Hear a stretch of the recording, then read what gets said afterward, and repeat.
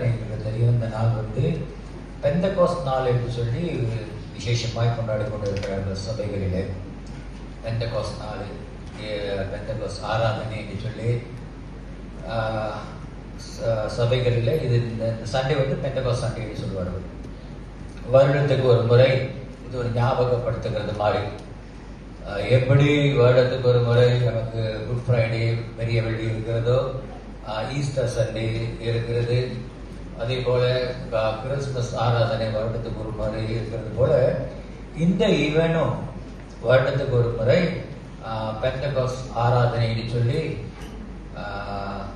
இந்த ஆராதனை உலகங்களில அநேக திருச்சபைகளில கொண்டாடி கொண்டிருப்பார்கள். இந்த நாளில தான் பரிசுத்த ஆவியானவர் குறித்து அதிகமாக அவருடைய அபிஷேகத்தை பற்றி அதிகமாக அவருடைய ஊழியங்களை குறித்து ஆவியானவர் என்ன செய்தார், எப்படி செய்தார், என்னென்ன செய்தார் என்று சொல்லி இந்த நாளில் தான் அப்போஸ்தலர் நடவடிக்கை 2ஆம் அதிகாரத்தை 1-4 வரைக்கும் வசனங்களை அதிகமாய் தியானிப்பார்கள். அதை வைத்து தேவனுடைய செய்திகளை கொண்டு வருவார்கள். அந்த நாளில ஒரு எழுப்புதல் கூட்டத்தை போலவோ எல்லாத்துக்கும் உற்சாகப்படுத்துகிற ஒரு பூஸ்டிங் போல பரிசுத்த ஆவியானுடைய அபிஷேக ஆராதனையாக அர்ப்பணித்து இந்த நாளை அப்படி கொண்டாடுவார்கள். எப்படி நம்ம ஈஸ்டர் குட் ஃப்ரைடே ஒரு கர்த்தருடைய மரணத்தை குறித்து நம்ம அதிகமாக செய்தியை வாசிக்கிறோமோ, அதோடைய துக்க நாள் அன்னைக்கு முழுதும் ஒரு துக்கத்தோட கூட இருந்தாலும் 3ஆம் நாள் உயிர்த்தெழுந்த நாளை நம்ம ஆயத்தத்தோடு இருப்போம். அதே போல இந்த ஈவெனும் அப்படித்தான் செய்வார்கள். இது வருடத்துக்கு ஒரு முறை செய்கிற ஒரு காரியம். ஆனால்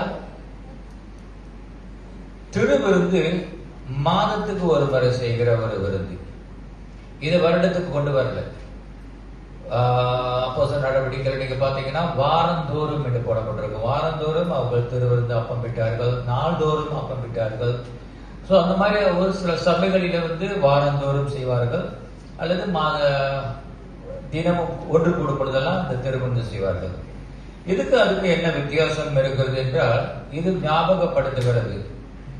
இது என்ன ஞாபகத்தை கொண்டு வருவார்கள் இந்த நாளில, பெந்தகோஸ்த் நாளில மறுபடியாக ஒரு ரிமெம்பரன்ஸ், ஒரு ஞாபகப்படுத்தி ஆவியானவர் அந்த நாளில் வந்தாரு, இறங்கினார், அநேகரை உற்சாகப்படுத்தினார் என்று சொல்லுகிற ஒரு ஞாபகப்படுத்துகிற ஒரு நாள். அல்லது அதுக்கு பிறகு அந்த நாளை நம்ம திரும்பணும், மனம் திரும்பி தேவன் மறுபடியும் மனம் திரும்புகிற ஒரு நாள். சில காரியங்கள் நம்ம மனம் திரும்ப வந்தால் திரும்பி வருகிறது.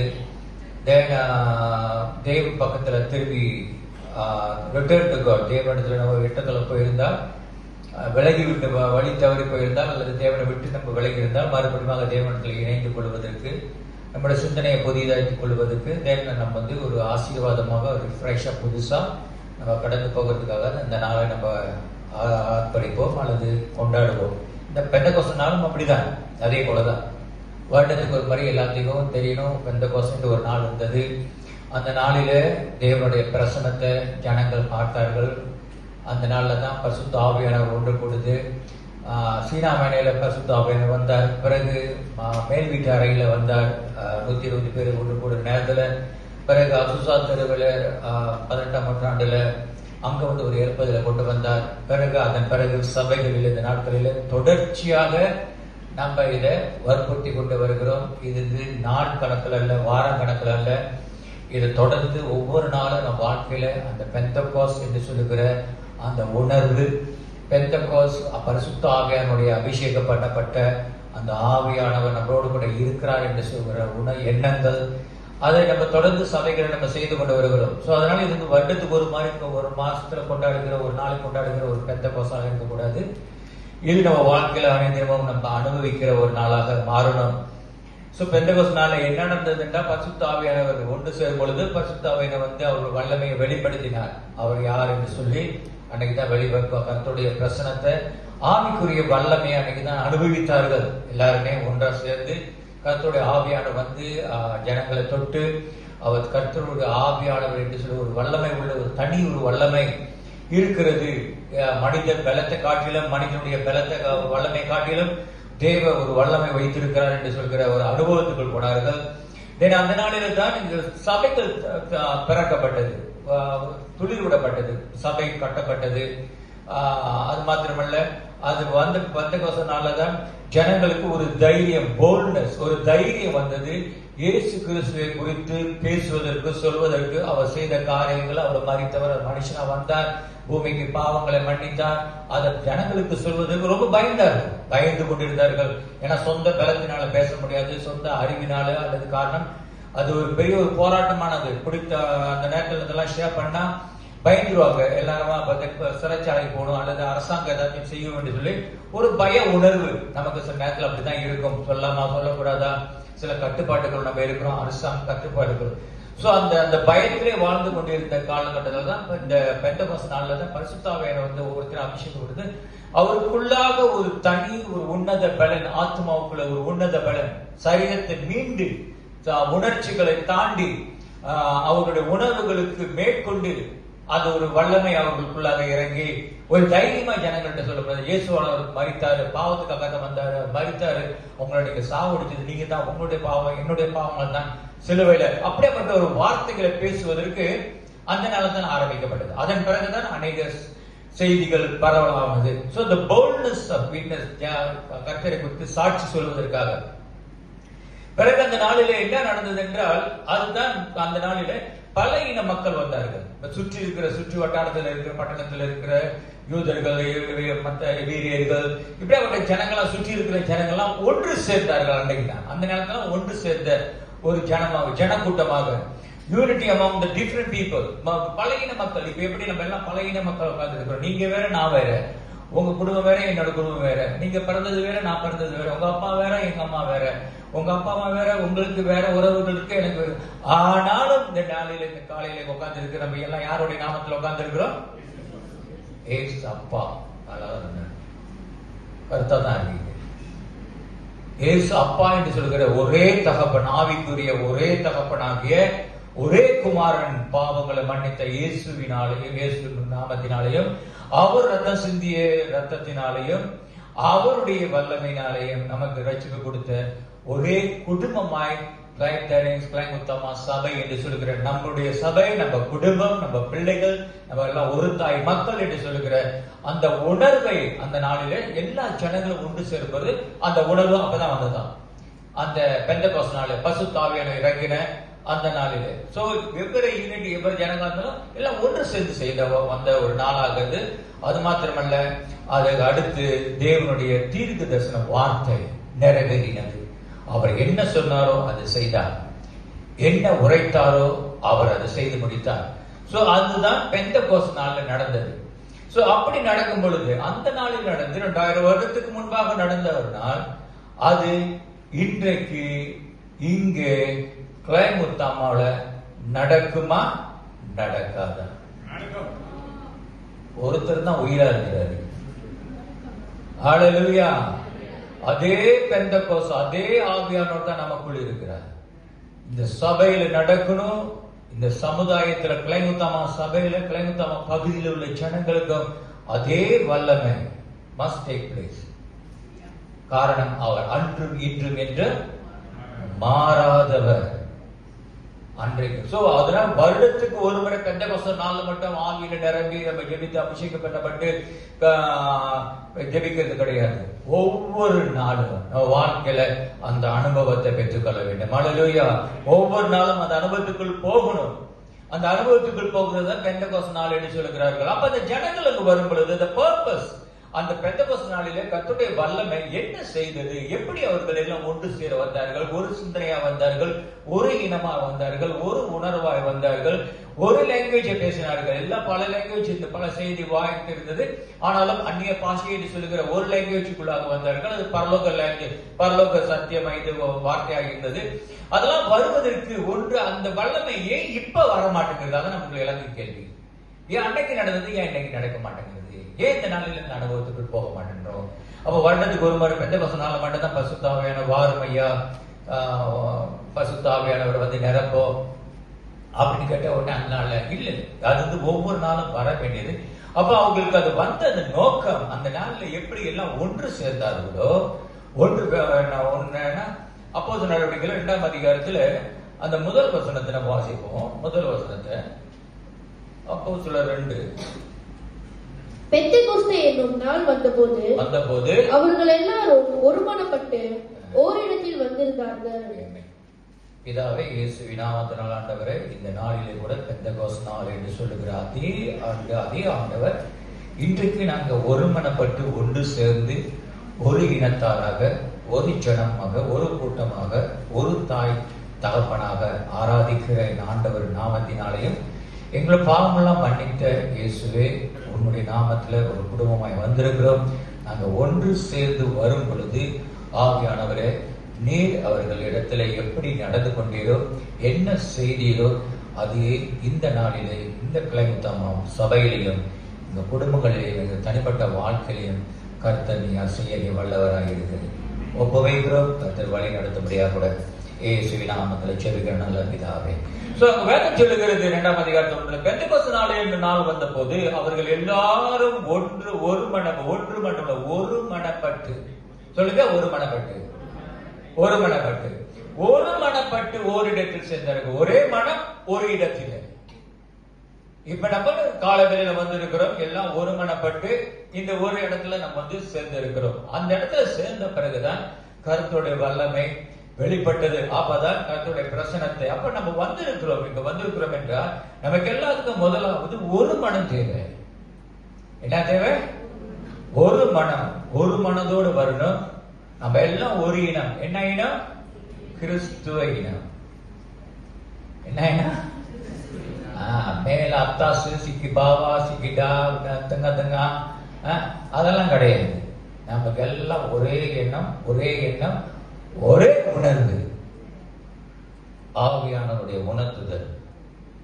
இதெல்லாம் ஒன்று சேரும் பொழுதுதான் கர்த்தருடைய மகிமை, கர்த்தருடைய பிரசனத்தை அவர்கள் பார்த்தார்கள். அப்ப வந்தவர்கள் பல இன மக்கள் இருந்தார்கள், பல ஜாதிகள் இருந்தார்கள், பல உணர்வோடு வந்தார்கள், பல தகப்பனோடு பிள்ளைகள் வந்திருந்தார்கள். எல்லாருமே ஒன்று சேர்ந்து வரும் பொழுது அவர்கள் கண்டது எல்லாமே ஒரே சனமாக வந்தார்கள். ஆண்டவர் பார்க்கும் பொழுது, இப்ப நம்ம பார்க்கும் பொழுது நம்ம எல்லாம் தனித்தையா உட்காந்துருக்கோம். ஆனா பரலோகத்திலிருந்து நம்ம பரமபிதா இயேசுவை பார்க்கும் பொழுது நம்ம எல்லாமே ஒரே ஜனம் தான், கர்த்தருடைய பிள்ளைகள். என்னுடைய ஒரே பேரான குமாரனை கொடுத்து மீட்டெடுக்கப்பட்ட என்னுடைய பிள்ளைகள். இது என்னுடைய குடும்பம் கிளைமுத்தமா இருக்கிறது. என்னுடைய குடும்பம் என்று சொல்லி, ஒரு குடும்பம் என்று சொல்லி தேவன் பார்ப்பது போல ஒரு ஜனம், யூனிட்டி ஆஃப் பீப்புள், ஒரு ஜனமா நம்ம ஒன்னா உட்கார்ந்து இருக்கும் பொழுது, இப்படி எல்லாம் நம்ம உட்கார்ந்து இருக்கும் பொழுது எல்லாத்துக்குமே ஒரே தரிசனம் இருக்கணும். என்ன இருக்கணும்? ஒரே ஒரு தரிசனம் இருக்கணும். நீங்க பாட்டுக்கு இங்க விஜயும், இங்க அந்த தலையும், இங்க தளபதியும், அங்க சூப்பர் ஸ்டாரும் இந்த மாதிரி நினைச்சுக்கிட்டு இங்க எந்த ஸ்டாரும் இருக்காது, மொட்டையா தான் இருக்கும். அநேக நம்ம வாழ்க்கையில ஒரு சில சம்பவங்கள் நடக்காம இருக்கிற காரணம் நம்மளுடைய சிந்தனைகள் சிதறடிக்கு கிடக்கிறதுக்கு, நம்முடைய உணர்வுகள் சின்னாமுன்னமா கிடக்கிறதுக்கும், நம்முடைய எண்ணங்கள் நிலையற்ற இருக்கிறதுக்கும், நம்முடைய செயல்கள் தனித்தனியாய் நானே ராஜா என்று சொல்லுகிற தனித்தனியாய் செயல்படுவதற்கும், இயேசுடைய பிரசனம், இயேசு இணைக்கக்கூடிய வல்லமை அவர் மட்டும் அவரு தனியா ஒரு இடத்துல நின்று கொண்டு இருக்கிறதுனாலதான் சில நேரங்களில் நம்ம வாழ்க்கையில கர்த்தர் வைத்திருக்கிற வாக்கு தத்தங்களை, தீர்க்கதரிசன வார்த்தைகள் நிறைவேறாம போகிறது. காரணம், அவர் ஒரு காரியத்தை சபைக்கு கொடுத்தாரானால், அவர் ஒரு காரியத்தை கொடுத்திருக்கிறார் சபைக்கு, திருச்சபைக்கு, ஆறுகளையும் ஊற்றுகளையும் திறந்து வனாந்தரத்துல தண்ணீர் தாகம் வறண்ட பூமியின் நீர்கால்களை தருவேன் என்று சொல்லி எப்படியாப்பட்ட ஒரு சூழ்நிலை இந்த சபைக்கு கருத்து கொடுத்த வாங்குறது ஒரே தரிசனம் தான். எப்படியாப்பட்ட மழை இருந்தாலும் சரி, மழையா இருந்தாலும் சரி, பள்ளத்தாக்கா இருந்தாலும் சரி, வனாந்தரமாக இருந்தாலும் சரி, வறண்ட பூமியா இருந்தாலும் சரி,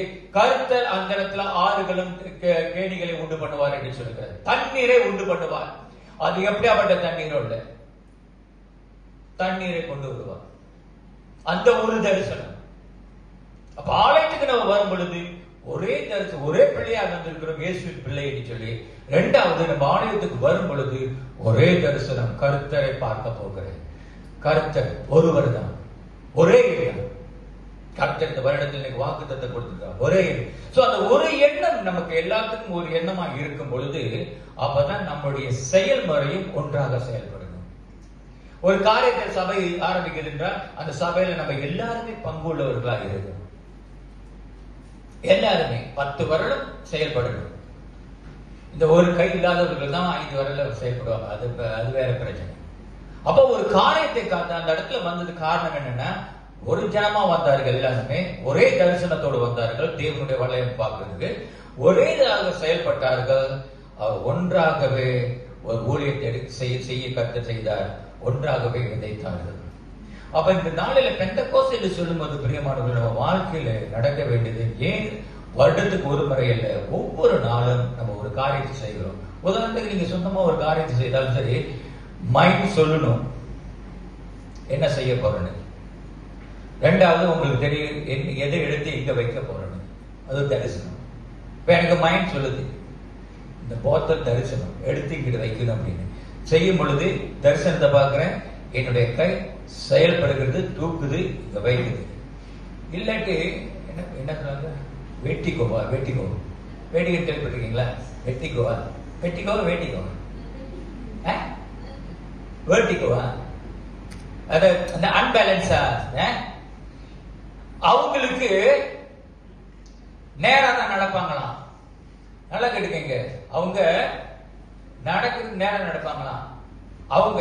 ஆனா அவங்களுக்குள்ள உணர்வு வந்து அப்படி போகுமா, பேலன்ஸ் இல்ல, அன்பேலன்ஸ் வே. அதான் அது ஒரு வியாதி இருக்கு நினைக்கிறேன் ஒரு சிலர். இங்க உங்களுக்கு இருக்க இருக்கா? ஏன்பா ஒரு மாதிரி நடக்கிற இது இல்ல. கர்த்தர் சில நேரங்கள் நம்ம வாழ்க்கையில ஒரு சில காரியத்தை நம்ம செய்யும் பொழுது எப்படி நம்ம இயற்கையாகவே ஒரு பொருள் எடுக்கிறதுக்கு நம்ம இப்படிப்பட்ட காரியங்கள் இருக்கிறது, ஒரு மனப்படணும், ஒரு சிந்தனையா இருக்கணும், ஒன்றா செய்யணும், எல்லாருமே சேர்ந்து செய்யணும், 5 வருடம் சேர்ந்து பிடிக்கணும். செய்யும் பொழுது தான் பிரியமானவர்களே ஒரு சம்பவத்தை கர்த்தர் செஞ்சு பிடிக்க முடியும். கர்த்தர் நமக்கு கொடுத்த வாக்குத்தத்தத்தை அவர் நிறைவேற்ற முடியும். அதுதான் பெந்தெகோஸ்து. வருத்தத்துக்கு ஒரு மாதிரி இல்லை, ஒரு நாளில் ஒவ்வொரு நாளும் we need to experience நம்மளோட வாழ்க்கையில தினமும் அனுபவிக்கணும். அதான் பெந்தெகோஸ்து. பெந்தெகோஸ்து வருடத்துக்கு ஒரு முறை கிடையாது, ஒவ்வொரு நாளும் ஒவ்வொரு வாழ்க்கையில அதுக்கு அனுபவிக்கணும். ரெண்டாவது சபை அனுபவத்துக்கு வரணும். பெந்தெகோஸ்து சபை நம்ம எல்லாம் சொல்லுவோம், என்ன சபை? பெந்தெகோஸ்துக்காரங்க. என்னக்காரங்க? பெந்தெகோஸ்துக்காரங்க. நம்மளாம் என்னங்க பெந்தெகோஸ்துக்காரங்க. பெந்தெகோஸ்துக்காரன்னா உற்சாகமா இருக்கணும், உயிரோட்டமா இருக்கணும், அது அந்த ஆவியானவர். இதுதான் பெந்தெகோஸ்து நாளில. ஆனா இன்னைக்கு நம்ம பார்க்க போகிறது ஏன் நடக்க மாட்டேங்கிறது இந்த உள்ள நாட்களில. அதான் நம்ம கேள்வி. அப்பயா பாஸ்டர் அப்ப நடந்தது, எல்லாம் அற்புதம் நடந்தது, அந்நிய பாஷை பேசினாங்க, கர்த்தருடைய ஆவியானவர் வந்தார், போல்ட்னஸா சாட்சி சொல்ல போனாங்க, எல்லாம் நடந்தது. ஏன் இப்ப அந்த மாதிரி ஒரு காரியம் வரல, என்னாச்சு? நாங்க முடிஞ்ச அளவுக்கு நாங்க எதிர்பார்க்கிறோம், அப்படிதான் நடக்கணும். அதான் இன்னைக்கு நம்ம பார்க்க போறோம்.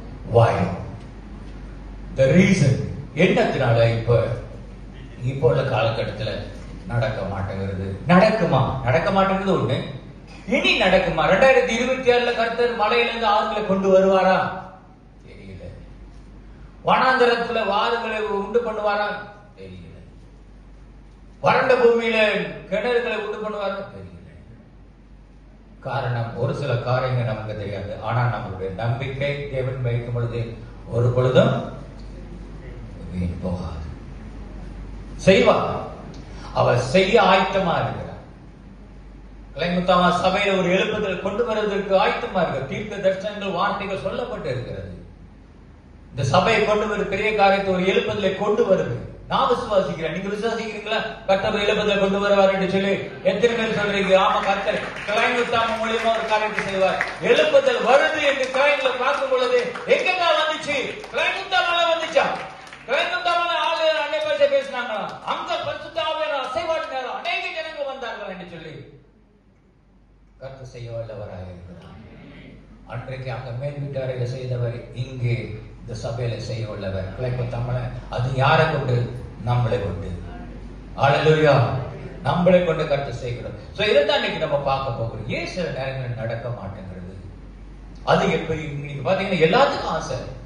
நம்ம கலைமுத்தாம ஒரு சபையில ஒரு எழுப்பது வரணும் ஆசை இருக்கா இல்லையா? இவதான் பேரு. நமக்கு எல்லாத்துக்கும் நம்ம சபை கலைமுத்தாம சபையிலையும் ஒரு எழுப்புதல் பார்க்கணும், ஒரு அற்புதங்கள் பார்க்கணும், ஒரு அதிசயங்கள் பார்க்கணும், ஒரு ஆச்சரியமான காரியங்கள் பார்க்கணும். நேற்று அவங்க சகோதரி சாட்சி சொன்னாங்க, நல்ல ஒரு சாட்சி. அவங்க நேற்று அவங்க வீட்டில் போய் ப்ரே பண்ண போயிருந்தோம். நான் சொல்றேன் அவங்களுக்கு, அவங்க சொன்னது எனக்கு இதான் ஆண்டவர். அல்லேலூயா. நாம் நினைப்பதற்கும் வேண்டிக் கொள்வதற்கும் மேலான காரியத்தை செய்கிறவர். நம்ம நினைச்சு கூட பார்த்துருக்க மாட்டோம். அவங்க வீட்டுக்கு ப்ரே பண்ண போனா அவங்க சொன்னாங்க, இந்த மாதிரி சிஸ்டரோட நாங்கள் வீடு வாங்கி இருக்கிறோம் பாஸ்டர், இந்த மாதிரி அவங்க தேவனை அறியாது விட்டுனா நான் தேவனை அடைஞ்சுவேன், ஆனால் ப்ரே பண்ண போகணும், வீட்டுக்காக ப்ரே பண்ணணும். ஈஸ்டர் 4ஆம் மாதம் சொல்லிட்டாங்க. அப்போ அவங்க ஒரு வார்த்தை சொன்னாங்க, இந்த மாதிரி என்னோட சகோதரி வந்து தேவனை அறியல, கொஞ்சம் ஒரு மாதிரி அவரோட நம்பிக்கை மேலே இருக்குது. ஆனால் சொல்லிட்டு அந்த மாதிரி நீங்கள் வந்து ஒரு வாட்டி நான் வந்து செஞ்சுட்டு நீங்கள் போயிடணும் அப்படின்னு சொல்லிட்டு போனாங்க. அப்போ நானும் சொல்ல, சரி பரவாயில்ல சிஸ்டர், நீங்கள் பாடி உங்களோட நீங்கள் சொல்லுங்க, எப்போ ஒரு நாள் நாங்கள் வந்து ப்ரே பண்ணிட்டு போகிறோம் அப்படின்னு, நீங்கள் அவங்கள பற்றி கவலைப்படாதீங்க, நம்ம வேலை நம்ம செஞ்சுட்டு போவோம் அப்படின்னு. அப்போ எனக்குள்ளாக ஒரு சின்ன பயம் தான். ஏன்னா நானும் மனசு தான், எனக்குள்ளாக ரத்தம் தான் போகுது.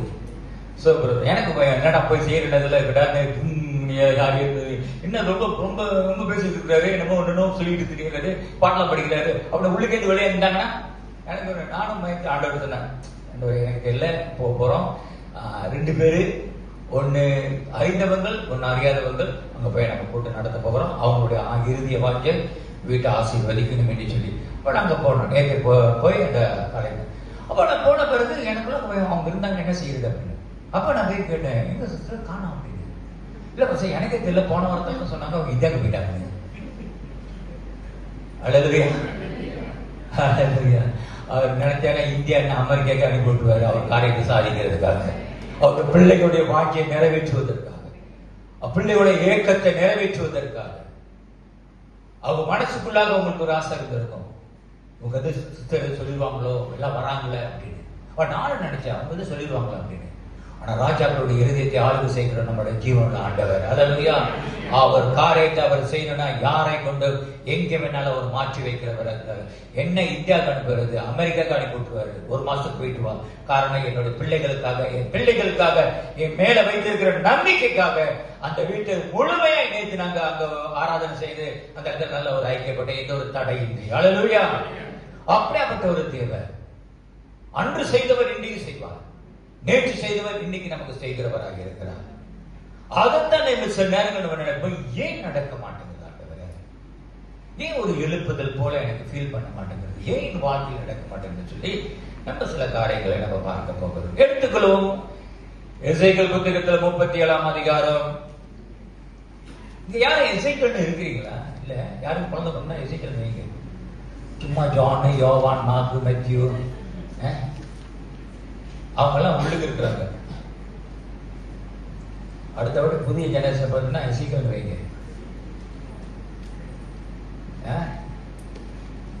அசீரா பாரு எசேக்கியேல் அங்க ஒருத்தன் உட்காந்துருக்கான் பாருங்க, ஒண்ணுமே தெரியாது மாதிரி. ஓகே, எசேக்கியேல் புத்தகத்தை 37ஆம் அதிகாரத்தை திருப்பிக் கொள்ளுங்க. இதுல இருந்து ஒரு சில காரியங்கள், இதுதான் பிரியமானவர்களே, இந்த கால வேளையில மத்தியில கர்த்தர் கூடாதது எதுவுமே கிடையாது.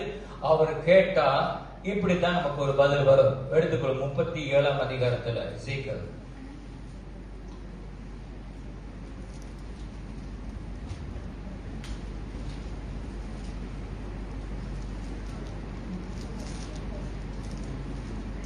முப்பத்தேழாம் அதிகாரத்துல 1-14 வரைக்கும் நீங்க வாசி பார்க்கும்போது எனக்கு தெரிந்த ஒரு சம்பவம், தெரிந்த கதையில வனாந்தரத்துல அல்லது பள்ளத்தாக்குல இசைக்களை கர்த்தர் கொண்டு போய் ஒரு கனவு போல அவர் கொண்டு போய் ஒரு சுற்றிலும் எலும்பு கூடுகள் இருந்தன, ஒரு மயான இடமா இருந்தது. அங்கதான் கொண்டு எலும்பு கொண்டு பணத்தெல்லாம் கொண்டு போய்ச்ச இடத்துல எல்லாம் சதையெல்லாம் தின்னு போய் ஒரு எலும்பு காய்ந்து போன எலும்பாக இருந்தது. அந்த இடத்துல கொண்டு போய் கர்த்தர் இசைக்களை நிப்பாட்டுகிறார். 37 வாசிங்க.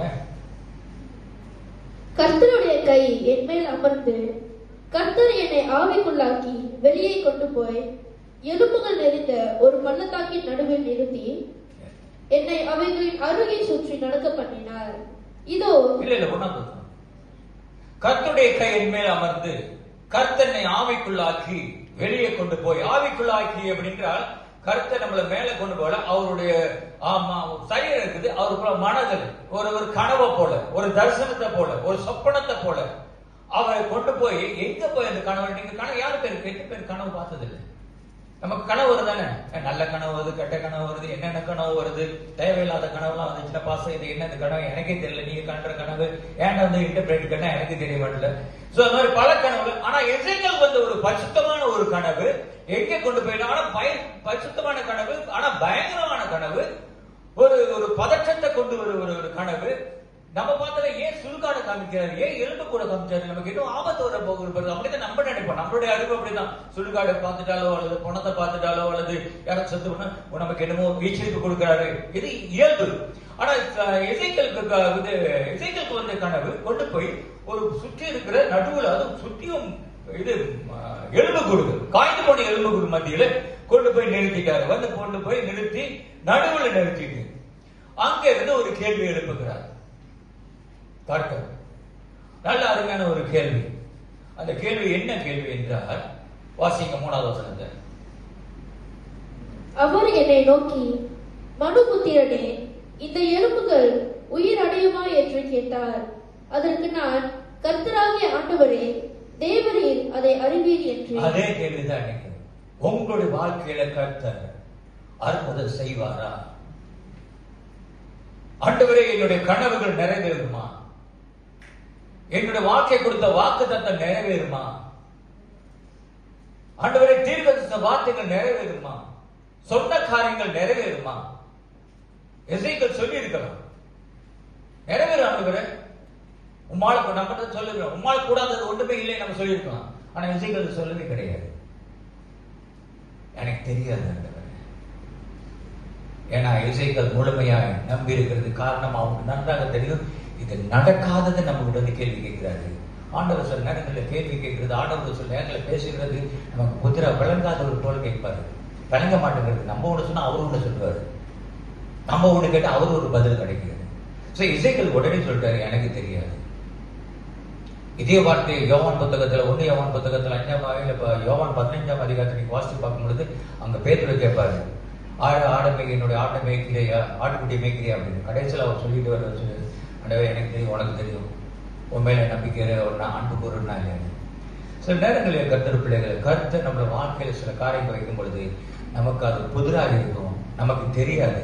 ஆனா இதுல இருந்து இந்த நாளில கர்த்தர் ஒரு காரியம் சொல்லுகிறது, நீங்க நினைச்சிருக்கிற கனவுகள் மறுபடியும் உயிரா வருமா? நீங்க நினைச்சிருக்கிற ஒரு என்ன விசுவாசமோ அல்லது ஆசைகள் வைத்திருக்கலாம், அதை மறித்து போயிருக்கலாம், உயிரா வருமா? எனக்கு இது கிடைக்குமா, இல்லை இது எனக்கு கிடைக்காதா? கிடைக்காதுன்னு சொல்லிட்டாங்க, ஆண்டவரே இது எனக்கு கிடைக்குமா? முடியாதுன்னுட்டாங்க, ஆண்டவரே இது முடியுமா? சோ அந்த மாதிரி ஒரு சூழ்நிலை தான் கர்த்தர் கேட்கிறாரு. அவன் சொல்லிட்டான், எனக்கு தெரியாது ஆண்டவரே, எனக்கு தெரியாது. சொன்ன ஆண்டவரை பற்றி கேட்கும் பொழுது நம்முடைய பதில், ஆண்டவரை எனக்கு தெரியாது. அது நீங்க எப்படி நடத்த போறீங்களா அப்படி நடத்துங்க, எனக்கு தெரியாது. When we surrender our thoughts and mind and emotion, நம்முடைய உணர்வுகள் எண்ணங்கள் எல்லாமே எனக்கு தெரியாது ஆண்டவரே, என்ன நடக்க போகுதுன்னு, என்ன நடக்குமா, இது கிடைக்குமா கிடைக்காதா, எனக்கு ஒண்ணுமே புரியல ஆண்டவரே. அதுதான் கர்த்தர் சில நேரத்தில் நம்ம எதிர்பார்ப்பாரு, உனக்கு வழங்கக்கூடாது. காரணம், நீ வழங்காததை நான் உனக்கு வழங்க பண்ணனா என்னுடைய நாமம் மாற்றி வைப்பாரு. ஹல்லேலூயா. நம்ம நினைத்தது செஞ்சுட்டாருன்னா அது கடவுள் கிடையாது. நான் நினைச்சேன் கர்த்தர் செஞ்சு இல்லை, நம்மளால தெரியும் இது நடக்காது. மனுஷனுடைய திறமை, நம்முடைய அறிவு, நம்முடைய எண்ணங்கள், நம்முடைய உழைப்பு, நம்முடைய சக்திகள் எதுவுமே இதை மீட்டெடுக்க முடியாது என்று நமக்கு தெரிஞ்சிருச்சு. ஆனா அது கர்த்தர் மாத்திரம் மட்டும்தான் அதை அற்புதம் செய்ய முடியும், அவர் மாத்திரம்தான். சோ இதுல நடந்தது என்னவென்று கேட்கிறாரு, எலும்புகள் நடக்கும். அப்ப இந்த எலும்புகள் எல்லாம் எதை குறிக்கிறது பாருங்க. ஒரு 4 காரியத்தை, ஒரு 5 காரியம் இருக்கிறது. ஒரு மனுஷனுக்கு தேவையானது இது எல்லாத்துக்குமே நமக்கு உண்மையா நல்ல கவனமா கணிக்க, வாழைப்பிள்ளைகளா இருக்கலாம் அல்லது முதியோர். நம்ம இந்த வாழ்க்கையில, உன்னுடைய வாழ்க்கையில என்னுடைய வாழ்க்கையில் ஒரு அற்புதம் வாழ்க்கையில் நடக்கிறேன்னா இந்த 4 காரியங்களும், இந்த 5 காரியங்களும் உயிராக இருக்குதா இல்ல காஞ்சி போயிடுச்சா? ஒன்றாவது, எலும்பு என்று சொல்லும் பொழுது இஸ்ரவேல் ஜனங்கள். எலும்பு இஸ்ரவேலுடைய ஜனங்கள் அங்கதான் இருக்காங்க. இவர் கனவுல தான் பாக்குறாரு எலும்பு. ஆனா இஸ்ரவேல் ஜனங்கள் மத்தியில தான் இந்த கனவு வருது. அங்கதான் இருக்கிறாங்க. எனக்கு ஒரு 5 பேர் வேணும். சின்னது பெருசு, அது கொஞ்சம் பெருசு கொஞ்சம் பெருசு. ஓகேவா? அங்க நீங்க 2 பேர் நீங்க வாங்க. நீ ஆடிக்கிட்டு இருக்கிற, வா வா வா, உன்னதான் ஏதாவது மாதிரி ஆடு, வா எந்திரி எந்திரி. சாலமோனா அவன் பேர் நான் அப்சலோமா. என்ன வா யார் போஷ காடியெல்லாம் ஓட்டணுன்ற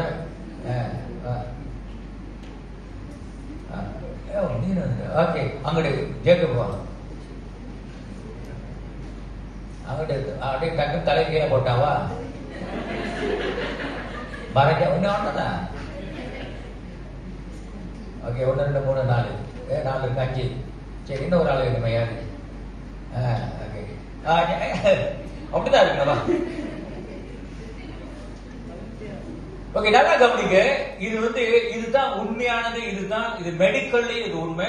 ஆனா நீங்க நினைச்சு பாருங்க, இப்படி இருந்தா தான் நம்மளுடைய சபை, நம்ம வாழ்க்கை, நம்ம குடும்பம், எண்ணங்கள் எல்லாமே ஒரு காரியத்தை கருத்தை நம்ம வாழ்க்கையில செய்யணும்னா இது எல்லாம் ஒன்றாக செயல்படணும். உதாரணத்துக்கு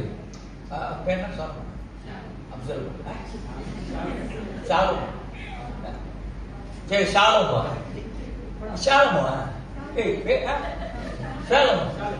நான் பேர் சொல்ல மாட்டேன். ஏன்னா எனக்கு பயம். பொம்பளை பேர் ஆம்பளை பேர். சரிவா, இங்க ஓகே. ஷாலம் யாருக்கு தெரியும்? பார்த்து அப்படியே வெள்ளிய அது பொம்பளை மாதிரி வெளியில செய்யறதெல்லாம் பெரிய சேட்டை. இவரு ஒரு எலும்பு கூடு. நல்லா பாத்தீங்க, எலும்பு கூடு தான். சதை இல்லை, எலும்பு ஒண்ணு இல்லை. ஆனா பார்க்க அப்படி இருக்காரு. ஆனா ஒரு எலும்பு கூடு தான். எலும்பு கூடு, இது எலும்பு கூடு. காய்ந்து போய் இருக்கிற ஒரு எலும்பு. இதுதான் இஸ்ரவேல் சொல்றாரு. இஸ்ரவேல் ஜனங்கள் ஒரு காய்ந்து போன எலும்பு, உதரப்பட்டது தமிழ்ல போட்டிருக்கும். உலர்ந்த எலும்புகள் என்று சொல்லி. இது ஒரு மனுஷன் எப்படி இருக்கிறாரு.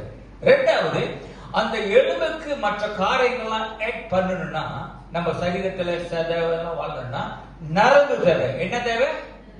நரம்பு தான் நம்மளுடைய மற்ற காரியத்தை நம்ம சுற்றி. நீங்க பாத்தீங்களா, ஒரு சில இடத்துல ஒரு கம்பியாவே செஞ்சு மனுஷனை உண்டாக்கி வச்சிருப்பாங்க. ஒரு கம்பி தான் தெரியும். அதே போல நீ வா, இது எலும்பு கூடு. ஆனா பிளஸ் கம்பி இருக்கு. எலும்பு கூடு கம்பி. அப்படியே நினைச்சிட்டே எலும்பு கூடு. இது எலும்பு கூட சேர்த்து கம்பி. அப்படியே நரம்புகள் சுற்றி இருக்குது. ஒரு நரம்புகள் சுற்றி இருக்குது. அது நரம்பே இல்லை. இதுல நரம்பு சுற்றி இருக்குது. 3வது என்னன்னா மாமிசம், சதை வேணும் இல்ல. இதை கண்ட யாராச்சும் ஒரு நரம்பு மட்டும் இருந்து போனா யாரும் சேர்த்துக்கோங்களேன் வீட்டுல, பயந்து ஓடிடுவாங்க. என்னோட எலும்பு நரம்பு தான் இருக்கு அப்படின்னு. சதை மாமிசம், எலும்பு நரம்புல வைத்துதான் கர்த்தர் மாமிசத்தை ஓட்டுவார். அப்ப மாமிசம் வந்துருச்சு. நம்ம யாக்கோபு மாமிசம். வெறும் எலும்புக்குள்ள கலந்த நரம்புல கலந்த ஒரு சரீரம். இப்ப சரீரம் இருக்குது. எத்தனை பேர் கிளினிக் ஹாஸ்பிட்டல் போயிருப்பீங்க? ஹாஸ்பிட்டல் போனீங்கன்னா டாக்டர் இடத்துல இந்த படம் கட்டாங்க இருக்கு. நீங்க இந்த மாதிரி போனே பாருங்களேன். தோல் இல்லாத உடம்பு அப்படி வச்சிருப்பாங்க. வெறும் மசல் தான் தெரியும். அந்த மாதிரி இவர் எலும்பு இரு மசல் இருக்கிறாரு. இந்த மாதிரி ஒரு தோலே இல்ல இருக்கு. ஒரு சதத்தா இருக்குது. நடந்த அந்த வீட்டுல சேர்த்துக்கிறீங்களா? பார்க்கவே பயமா இருக்கும். என்னடா தோல் இல்லாத ஒரு சதம் இறைச்சி மட்டும் தான் தெரியுது. அப்ப தோல் வேணும் அழகுபடுத்துறதுக்கு. என்ன வேணும்? ஸ்கின்.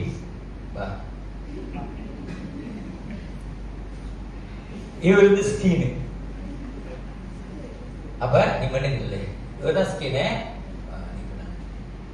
இவருக்கு நீ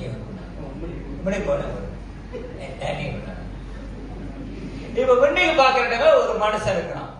இவனுக்கு தோல் இருக்குது, உள்ளுக்க சதை இருக்கு, சதைக்குள்ள நரம்பு இருக்கு, நரம்புக்குள்ள பின்னால எலும்பு சிரிச்சுட்டு இருக்குது, பின்னால ஒரு எலும்பு இருக்குது. அதுதான் சேட்டை. ஆனா அந்த எலும்பு இருக்கு தெரியுமா, அதனாலதான் சில நேரத்துல ஒழுங்கா நிக்காது, நிக்குது. இவ்வளவு இருந்து உயிர் இல்லை. என்ன செய்யறது வச்சுட்டு அவ்வளவு பெருசா முன்னுக்கு நிக்கிற பாரு, அது அவ்வளவு பெருசா இருக்கான். சதை இருக்குது, பின்னால நரம்பு இருக்குது, எலும்பெல்லாம் இருக்குது, ஆனா அது உயிர் இல்லையே. இப்ப வந்து உயிர் வருது.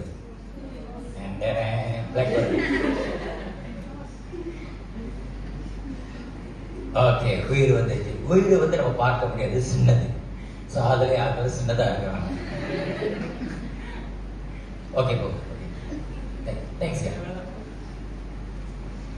எப்படித்தான் ஆண்டவர் இஸ்ரவேல் ஜனங்களை பார்த்தாங்க. அதனால அவர் சொல்கிறாரு, என்னால எதுவுமே செய்ய முடியல இந்த இஸ்ரவேல் ஜனங்களுக்கு. காரணம், ஒரு கூட்டம் வெறும் காய்ந்து போன எலும்பா இருக்கு, வெறும் எலும்பா தான் இருக்குது. ஒரு கூட்டம் வெறும் காய்ந்து எலும்புல அது ஒரு வெறும் காய்ந்து போன நரம்பு, அது நரம்பு அது தனியா பிஞ்சு கிடக்குது. எலும்பு தனியா இருக்கிறதுனால நரம்பு பிஞ்சு கிடக்குது. நரம்பு பிக்கப்பட்டதுனால சதவு செயல் பிக்கப்பட்டு கிடக்குது. சதவு செயல பிஞ்சு கிடக்கு. தோள்கள் சுருங்கிய தோல், அது ஒரு இடத்துல. இப்ப இதெல்லாம் ஒண்ணு சேர்க்கணும். அப்பதான் இசையிட்ட கேட்க, சேருமா, உயிர் அடையுமா என்று சொல்லி. இதுல என்ன சத்தியத்தை அவர் வைத்திருக்கிறார் என்றால், இந்த எலும்புகள்லாம் கொடுத்து இசைவேல் ஜனங்களுக்கு இசைகளுக்கு சொல்கிற என்னதுன்னா, அநேகருக்கு விசுவாசம் இருக்கிறது, ஆனா விசுவாசம் காய்ந்து போய் கிடக்கிறது. இன்றைக்கு உங்க வாழ்க்கையில் பிரியமானவர்களே, எல்லாத்துக்கும் விசுவாசம் இருக்கிறது, ஆனா அந்த விசுவாசத்துல ஈர பசை இருக்குதா? இரண்டாவது இசைவேல் ஜனங்கள் கற்றுக் கொடுக்கிற ஒரு நம்பிக்கை, நரம்பு. நரம்பு எல்லாம் இருக்கு, அது ஒரு இடத்துல இருக்குது, ஆனா காய்ந்து போய் கிடக்கிறது. அந்த காய்ந்த நரம்பை வைத்துவிட்டு ஆண்டவனால எதுவுமே செய்ய முடியாது. அப்ப அந்த நரம்பு, காய்ந்து போன நரம்பை இந்த காய்ந்து போன எலும்புக்குள் கொண்டு வந்து அது ஈர பசையா உண்டு பண்ணணும். அப்பதான் சதைய ஒட்ட முடியும். எலும்பு தளர்ந்து போகாதபடிக்கு, உடைந்து போகாதபடிக்கு நரம்பு தான் கட்டி வச்சிருக்குது நம்மளுடைய எலும்புகளை. அப்ப நரம்பு எலும்புகளை கட்டி வைத்து சதையை அது மேல வைத்து, சதை காய்ந்து போன சதை ஒண்ணு இறைச்சிக்கு இருக்காது, ஆனா இறைச்சியில ஈரப்பசை இருக்கணும். அதுதான் நம்பிக்கை. நரம்பு நம்பிக்கை, மாமிசம் ஒரு மனம், ஒரே மனம், தோல் வந்து வார்த்தை, தென் ஜீவன் பரிசுத்த ஆவியானவர். அப்பதான் நம்ம வாழ்க்கையில கர்த்தர் கொடுத்த காரியங்களை, கர்த்தர் தீர்க்க தரிசனம் நம்ம வாழ்க்கையில செய்து முடிக்கிறவராக இருக்கிறார். அவன் வாழ்க்கையில என்ன இருக்கு நீங்க கூட நீங்க பாருங்க. நீங்க கேள்வி என்னன்னா, நான் முடிச்சிடுற கேள்வி என்னன்னா, உங்க விசுவாசத்துல காய்ந்து இருக்குதா இல்ல ஈரப்பசை உள்ளதா இருக்குதா? உங்களுக்கு தான் தெரியும். விசுவாசம் அப்படியே உலர்ந்து போய் கிடக்குது. எனக்கு விசுவாசத்துல ஒரு அப்படியே காய்ந்தாப்புல கிடக்குது. அல்லது என்னுடைய நம்பிக்கை உயிரோட்டம் இல்லாதது போல இருக்குது, காய்ந்து போச்சு. என்னுடைய மாமிசமும் சோர்ந்து போய் எல்லாம் காய்ந்து கிடக்குது. அல்லது என்னுடைய தோல் சுருங்கி போயிடுச்சு, நீ திருப்பி நல்லபடியா நல்லா அழகா வருவனா அப்படின்னு தெரியல. அதனால எனக்கு ஜீவன் இல்லை, உயிர் இல்லை, இயேசு கிறிஸ்து இல்லை, அல்லது பரிசுத்த ஆவியார். நமக்கு இயேசு பிள்ளைதான், ஆனா பரிசுத்த ஆவியாருடைய செயல்பாடு இல்லாம போகிறதுனாலதான் சில நேரங்களில நமக்கு ஏன் இது நடக்குதுன்னா, அதே 4 காரியம். நல்லா நினைச்சுக்கீங்க, 4 காரியம். நமக்கு விசுவாசம் காஞ்சி போச்சுன்னா நமக்கு தேவனோட ஒரு கனெக்ஷன் இருக்காது. If your faith is try, உன்னுடைய விசுவாசம் காஞ்சிருச்சுன்னா தேவனுக்கும் நமக்கும் எந்த ஒரு ஈர்ப்பு சக்தி இருக்காது. 2வது, நமக்கு நரம்பு காய்ந்து போயிடுச்சுன்னா, நம்மளுடைய நம்பிக்கை அப்படியே காஞ்சி ஒரு மாதிரி ஆயிடுச்சுன்னா நமக்கு கான்விக்ஷன் இருக்காது. வந்து கேட்போம், எல்லாம் கேட்போம், ஆனா உணர்த்துதல் இருக்காது. காரணம் அதுதான் நரம்பு. அப்ப 1வது, தேவனுடைய நம்ம உடம்புல விசுவாசம் காயுது என்றால் கர்த்தருக்கு நமக்கு இருக்கிற தொடர்பா துண்டிக்கப்படுகிறது. 2வது, நம்மளுடைய நம்பிக்கை காய்ந்து போயிடுச்சுன்னா நமக்கு கர்த்தருடைய ஆவியானவர் என்ன சொல்றாரு என்று உனக்கு உணர்த்தப்படவே படாது. ஏன்னா நரம்பு இருந்தா தானே அது செயல்படும். அப்ப கன்விக்ஷன் இல்லாம போயிருது.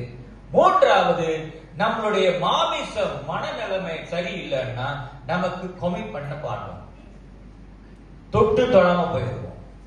கமிட்மெண்ட் நம்ம வர மாட்டோம், எதுவுமே கமிட் பண்ண மாட்டோம். வருவேன், உட்காருவேன், வருவேன், கலந்துக்குவேன், எதுலுமே நான் கமிட் பண்ண மாட்டேன். ஏன்னா நம்முடைய மாமிசம் ஒத்துழைக்க மாட்டேங்கிறது செயல்படுவதற்கு. நான்காவது, நம்மளுடைய தோல் சரீரத்தில் நம்மளுடைய உடம்புப்பட்ட நம்மளுடைய தேவனுடைய வார்த்தையில நமக்கு வாஞ்சை இல்லைன்னா, ஆசை இல்லைன்னா, நம்ம தேவனோடு வைத்திருக்கிற உடன்படிக்கை நமக்கு தெரியாது. நம்ம என்னத்தினால கர்த்தர் நம்மளை ரட்சித்தாரு, உடன்படிக்கையை உடைச்சிட்டு இருப்போம். காரணம், உடன்படிக்கையை பிடிச்சு வைத்திருக்கிறதே கர்த்தருடைய வார்த்தை தான். உடன்படிக்கை இல்லாம போயிடும். அந்த உடன்படிக்கை இல்லைன்னா பரிசுத்த ஆவியானவர் தங்குவதற்கு இந்த இடத்துல இடம் இருக்காது.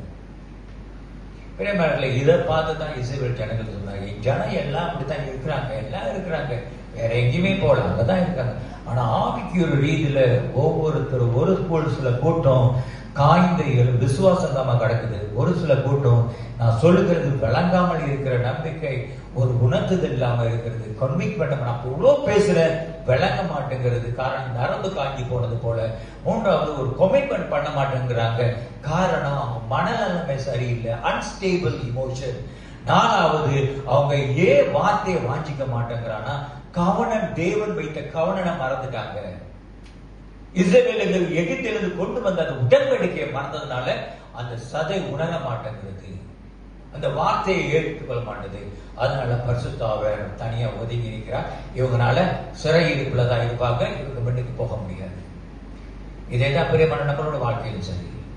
இதை நம்ம சரிப்படுத்தலனா நமக்கும் கர்த்தர் வருவோம், ஆலயத்துக்கு வருவோம், கேட்போம், எல்லாம் செய்வோம். கர்த்தர் வைத்திருக்கிற வாக்கு தத்த தீர்க்க தரிசன வார்த்தையை அது சரியான நேரத்தில் நிறைவேற்றதுக்கு நமக்கு விசுவாசம் இருக்கணும், நமக்கு உணர்த்தப்படணும். கர்த்தர் நீங்க இது பேசினா உணர்த்தப்படணும்.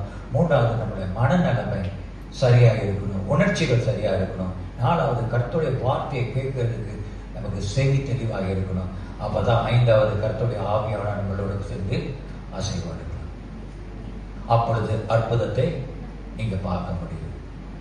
இந்த நாளில கூட நமக்கு எவத்துக்குள் வருவதற்கு முன்பாக உன் வாழ்க்கையில் என்ன உலர்ந்து போய் கிடக்கிறது அல்லது காய்ந்து போய் கிடக்கிறது? What is the thing that dry up in your life? Is it your faith? விசுவாசமா, நம்பிக்கையா, மனநல உணர்ச்சியா, அல்லது கர்த்தருடைய வார்த்தை கேட்கப்படாத இருக்கிற வாஞ்சியா, அல்லது பரிசுத்த ஆவியானவர் எங்களுடைய இருக்கு இல்லாம இருக்கிறாரு? அதனாலதான் நான் சொல்ற நேரங்களில் என்ன செய்யறதுன்னு எனக்கு தெரிய மாட்டேங்கிறது. ஒரு நினைவுக்கு வருவோம், இசைவாசிகள் வாங்க, கட்டடத்துல ஒப்பு கொடுப்போம். உங்களுக்கு உலர்ந்த கனவுகள் இருந்திருக்கலாம், அது அப்படியே உலர்ந்து போயிடுச்சா?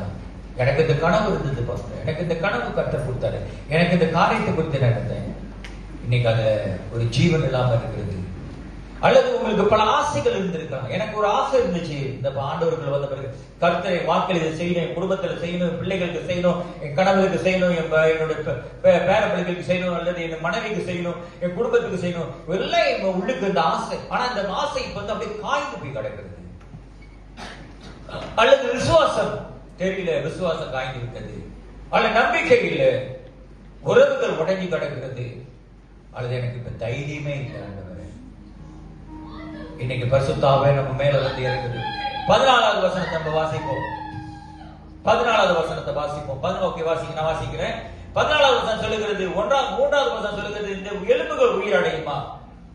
என்னென்ன காரியம் என்று சொல்லி நம்ம 6வது வசனத்தை பார்த்தோம். 14வது வசனம் சொல்லுது, என் ஆவியை உங்களுக்கு வைப்பேன், நீங்கள் உயிரடைவீர்கள். இன்றைக்கு இந்த கால வேளையில கூட, இந்த மத்தியான வேளையில கர்த்தருடைய ஆவியானவர் உங்க மேல வரணும், கர்த்தருடைய ஆவியானவர் உங்களை தொடணும், கர்த்தருடைய ஆவியானவர் உங்க விசுவாசத்துக்கு உயிர் கொடுக்கணும், கர்த்தருடைய ஆவியானவர் உங்களுடைய நம்பிக்கைக்கு உயிர் கொண்டு வரணும், கர்த்தருடைய ஆவியானவர் உங்களுடைய எதிர்பார்ப்புக்கு கர்த்தர் நம்பிக்கை உயிர் கொண்டு வரணும். அல்லது உறவுகள் உடைஞ்சிருக்கிறதா, கனவுகள் கலைந்து போய் கிடக்கிறதா, எல்லாத்தையும் நம்பிக்கை இல்லையா? ஆனா இன்றைக்கு இந்த கால வேளையில கர்த்தர் பாடலை படிக்கும் பொழுது ஒப்பு கொடுப்போம், கர்த்தருடைய ஆவி. இதுதான் பெந்தெகோஸ்தல்.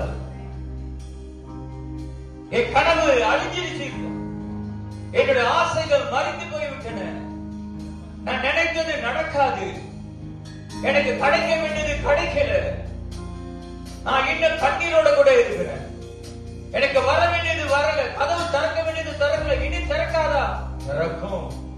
காரணம் அவர் உயிரோடு எழுந்தவர், அவர் மறித்தவர் அல்ல. இந்த காலம் மத்தியான வேலையில கூட இந்த பாடலை படிக்கும் பொழுது கர்த்தருக்குள் ஒரே மனதோடு கூட, ஒரு எண்ணத்தோடு கூட, ஒரு உணர்வோடு கூட, ஒரு சிந்தனையோடு கூட, ஒரு தரிசனத்தோடு கூட, ஒரு உடன்படிக்கையோடு கூட சபையாக நாம் எல்லாம் ஒரே குடும்பம் என்று சொல்லுகிற அந்த தரிசனத்தோடு கர்த்தரை ஆராதிக்கும் பொழுது கர்த்தர் சபைக்கு மாத்திரமல்ல, உன்னுடைய தனிப்பட்ட வாழ்க்கையிலும் சரி, உன்னுடைய